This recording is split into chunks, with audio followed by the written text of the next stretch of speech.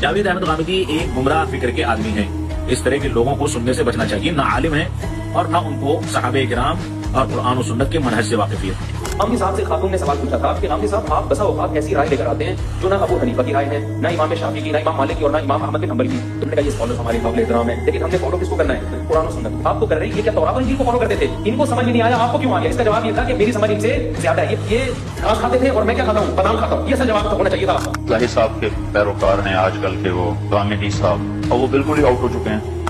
And the fact that Gandhi also became a virus. बिल्कुल इसने कमर बांधी हुई है कि दीन को तबाह कर, बहुत बड़ा साथी आ रही है बेदीन है। आपने 14 साल के सारे जो उनको रद्द कर दिए, आपके बारे में कैसे समझ आया कि आप सही कह रहे हैं? दीन के साथ ठट्ठा बिल्कुल ये रियासत बड़ी साजिश है और सरमाया पड़ा, पता नहीं कौन लोग जासूसी निजाम है वहाँ।